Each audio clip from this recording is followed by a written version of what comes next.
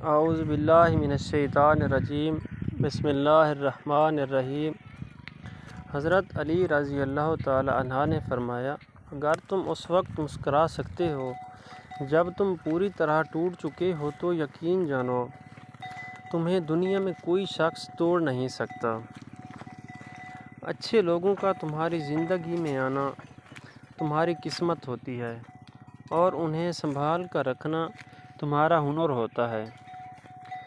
لوگوں سے یاد کرنے کا شکوہ مت کرو، کیونکہ جب انسان اپنے رب کو بھول سکتا ہے تو وہ سب کو بھول سکتا ہے۔ اسی طرح وہ دوست کے ساتھ اس طرح اس نمک کی طرح رہو جو کھانے میں دکھائی نہیں دیتا، لیکن اگر نہ ہو تو اس کی کمی ضرور محسوس ہوتی ہے۔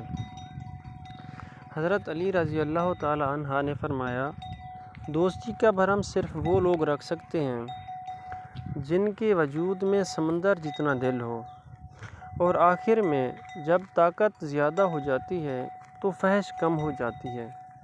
اپنا سر اونچا رکھو کہ تم کسی سے ڈرتے نہیں، لیکن اپنی نگاہیں نیچی رکھو تاکہ پتہ چلے تم ایک باعزت گھرانے کے شخص ہو، اور کسی بے قصور شخص پر بہتان نہ لگانا آسمانوں سے بھی زیادہ، ورنہ آسمانوں سے بھی زیادہ بھاری گناہ ہوتا ہے۔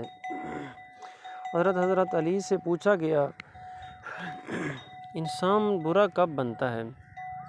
فرمایا، جب وہ اپنے آپ کو دوسروں سے بہت زیادہ اچھا سمجھنے لگے تب انسان دوسروں کو برا سمجھتا ہے۔ اور حضرت علی نے فرمایا، جو تمہیں خوشی میں یاد آئے سمجھو تم اس سے محبت کرتے ہو، اور جو تمہیں غم میں یاد آئے تو سمجھو وہ تم سے محبت کرتا ہے۔